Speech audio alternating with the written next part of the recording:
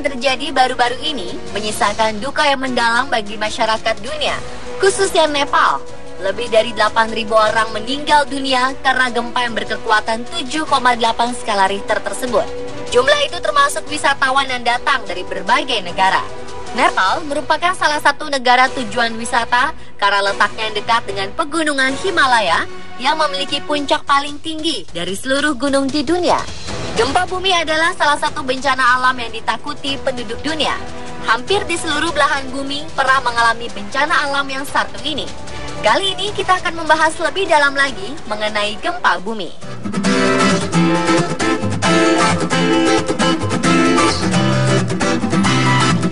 Gempa bumi merupakan getaran atau guncangan yang terjadi di permukaan bumi.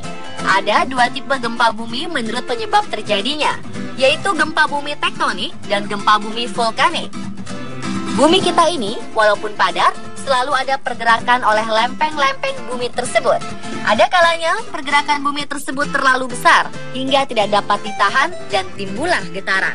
Bayangkan saja, jika sebuah benda bertabrakan pasti terjadi guncangan.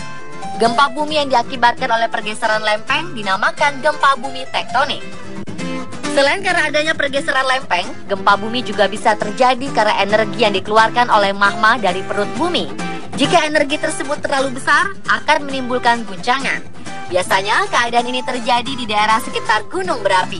Gempa yang dihasilkan ini dinamakan gempa bumi vulkanik. Biasanya, jika jumlah energi itu tidak mampu dibendung oleh gunung berapi, setelah gempa akan terjadi letusan gunung berapi.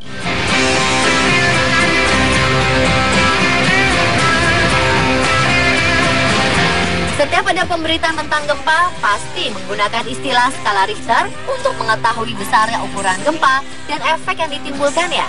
Skala Richter diambil dari nama seorang fisikawan ahli gempa atau seismolog Amerika bernama Charles Francis Richter.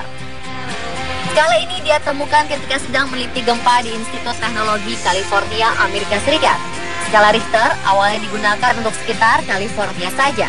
Namun pemberitaan di media menyebarkan pemakaian skala ini karena dianggap lebih mudah diterima masyarakat awam. Secara garis besar, skala Richter terbagi dalam beberapa kategori untuk menandai ruang lingkup kerusakan akibat gempa yang terjadi.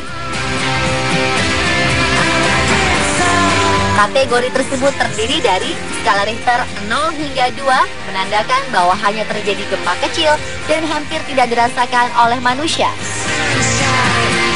Skala Richter 2,0 hingga 2,9 masih tidak terasa, tapi sudah terekam oleh alat seismogram. Skala Richter 3,0 hingga 3,9, gempa sudah dirasakan manusia, tapi tidak menimbulkan kerusakan. Skala Richter 4,0 hingga 4,9 menandakan gempa sudah diketahui dengan bergetarnya perabot dalam ruangan, namun kerusakan tidak terlalu signifikan. Tetapi jika penduduk tinggal di gedung bertingkat tinggi, pada rentang skala ini sudah bisa merasakan goncangan yang lebih besar. Gempa pada skala Richter 5,0 hingga 5,9 sudah bisa mengakibatkan kerusakan besar pada bangunan, namun dalam area yang tidak luas. Pada skala ini, tembok beton dan dinding biasanya retak. Gempa pada skala 6,0 hingga 6,9 skala Richter sudah merusak bangunan kecil dan besar hingga radius 160 km dari epicentrum atau pusat gempa. Gempa skala Richter 7,0 hingga 7,9 tergolong gempa besar yang mengakibatkan kerusakan besar dan area yang luas. Gempa pada skala Richter 8,0 hingga 8,9 merupakan gempa dahsyat yang bisa memporak-porandakan semua bangunan hingga berjarak ratusan kilometer dari epicentrum gempa. Yang terakhir adalah skala Richter 9,0 hingga 9,9 merupakan gempa yang paling dahsyat. Gempa ini nyaris tidak ada bangunan yang selamat dalam radius hingga ribuan kilometer dari pusat gempa.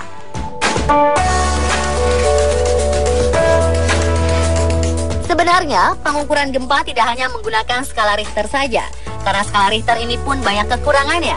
Misalnya, suatu gempa bisa dikatakan tidak selalu representatif. Terkadang, sebuah gempa dinyatakan 8 skala Richter, namun karena pusat gempa jauh dari pemukiman, penduduk tidak terlalu merasakan dampak kerusakannya. Selain skala Richter, ada dua pengukuran lagi yang biasa digunakan oleh para ahli gempa. Ada skala Mercalli yang ditemukan oleh Giuseppe Mercalli pada 1902. Skala ini terbagi menjadi 12 pecahan berdasarkan informasi dari orang-orang yang selamat dari gempa dan membandingkan tingkat kerusakan akibat gempa. Skala ini tidak bertahan lama karena terlalu subjektif. Skala yang kedua adalah skala kekuatan momen. Metode pengukuran ini ditemukan oleh Tom Hanks dan Hiro Kanamori sebagai pengganti skala Richter dan banyak digunakan oleh seismologis. Namun metode ini menggunakan rumus perhitungan yang sangat rumit sehingga sulit dimengerti masyarakat awam.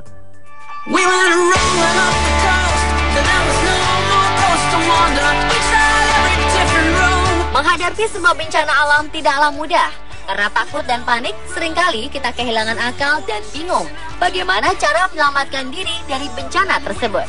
Ada beberapa tips yang perlu Anda ketahui jika lokasi tempat Anda tinggal mengalami bencana alam. Jika pada saat gempa Anda berada di dalam bangunan, langkah pertama adalah cari tempat yang paling aman dari reruntuhan atau goncangan. Lindungi badan dan kepala Anda dengan bersembunyi di bawah meja, kursi, tempat tidur, atau apapun yang cukup untuk melindungi tubuh. Jika sempat, pakailah bantal di kepala sebagai perlindungan tambahan untuk melindungi otak. Jika tidak ada meja, tempat tidur, atau perabot untuk berlindung, sebisa mungkin cari sudut ruangan yang kosong yang tidak ada benda di atasnya yang dapat jatuh di sekitar Anda. Pakai bantal atau helm untuk melindungi kepala Anda. Hati-hati terhadap langit-langit, benda yang tergantung di dinding, rak buku, pilar, dan hal lain yang mudah jatuh. Jika masih memungkinkan untuk keluar dari bangunan, berlarilah. Jika Anda berada di dalam ruangan umum, jangan buru-buru berlari keluar karena pintu keluar akan dipenuhi orang dan sulit bergerak. Lebih baik berlindung di bawah kursi atau meja. Jangan menyebabkan kepanikan dan ikuti semua petunjuk dari satpam atau petugas gedung tempat Anda berada. Jika berada di dalam lift, segera tekan semua tombol agar lift segera berhenti. Segera keluar ketika lift berhenti dan terbuka. Lebih baik menggunakan tangga darurat untuk keluar dari gedung. Jika Anda terjebak di dalam lift, gunakan interfon yang ada di dalam lift atau hubungi siapapun yang bisa dihubungi lewat telepon genggam Anda agar Anda segera dievakuasi. Jangan panik atau bernafas terlalu cepat karena Anda harus menghemat udara di dalam lift. Jika berada di luar bangunan, sebisa mungkin hindari gedung, tiang listrik, tebing terjal, papan reklame, pohon, atau benda lain yang dapat roboh dan menimpa diri kita. Segera cari area terbuka dan hindari retakan tanah. Jika Anda sedang mengendarai kendaraan, segera pinggirkan kendaraan di tempat terbuka. Hindari memarkir kendaraan di dekat pohon, tiang listrik, atau bangunan yang dapat roboh. Jangan berhenti di atas atau di bawah jembatan walau terlihat kokoh. Jembatan itu juga bisa runtuh karena gempa. Jika Anda tinggal atau sedang berada di pantai, segera menuju dataran tinggi. Perhatikan tanda-tanda yang bisa mengakibatkan tsunami, yaitu setelah getaran terjadi, air laut surut drastis dan terdengar suara gemuruh. Burung-burung berterbangan menjauhi pantai, hewan-hewan lain terlihat gelisah. Ada perubahan gerak angin dan tekanan udara yang tidak biasa. Jika Anda berada di daerah bukit atau gunung pada saat gempa terjadi, kemungkinan yang akan terjadi setelah gempa adalah tanah longsor. Karena itu, menjauhlah dari tebing dan jembatan. Kemudian segera menuju ke tempat terbuka yang cukup luas. Pemirsa, itulah beberapa hal yang perlu kita ketahui tentang gempa bumi. Semoga menambah pengetahuan Anda tentang bumi kita ini.